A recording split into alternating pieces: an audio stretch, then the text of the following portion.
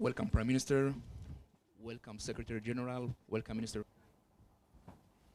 So, Angel, it's very good to see you, along with our colleague, Finance Minister Yuval Steinitz. I welcome you again to Jerusalem. You have been a superb director of the OECD, and of course, one of your greatest achievements was getting Israel into the OECD. We never forget that. And we appreciate your friendship, your cooperation, your honesty, your professionalism. We were just speaking, the three of us, and I'd like to touch on the most important observations that we have. The first is we're still in a global crisis. Not only is it not over, it's far from over. The second is that Israel, up to now, has done better than most of the OECD countries, indeed than most countries on the globe.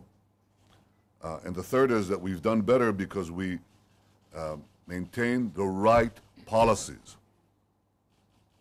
We had greater growth in the OECD. We have much lower unemployment. We added 250,000 jobs in 3 years. Why did that happen? It didn't happen because the air is better here. It happened because we controlled our spending. We didn't allow deficits to go out of the ceiling, and we didn't squeeze taxes sky high. The chairman of the OECD, Gurria, is here to warn us, as the Prime Minister emphasized, that is still very dangerous, extremely dangerous world. That the Israeli economy, despite the relative success so far, following the initial blow of the crisis of 2008-2009, we were growing almost 5% in 2010-2011. From April 2009 to April 2012, we produced almost 300,000 new jobs. And more significant than all, the level of investments in the real economy in Israel, after going down in 2009, jumped by 35% together in 2010-2011, which is the secret of our rapid economic growth. Prime Minister, Minister, ladies and gentlemen,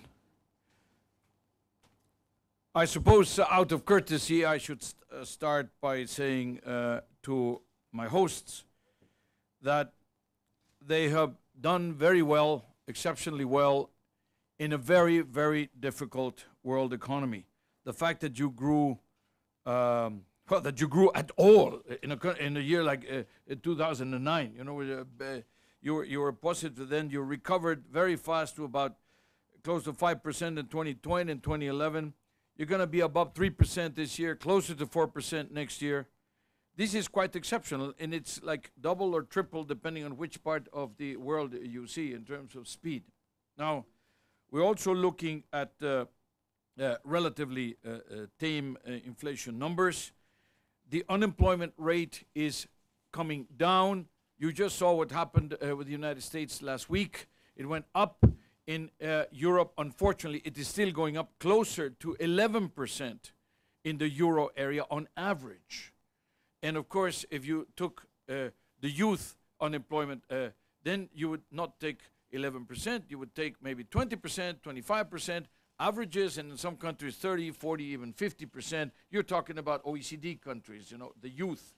Then deficit-wise and debt-wise, what is happening with the debt in the OECD countries? We just went through 100% of debt to GDP.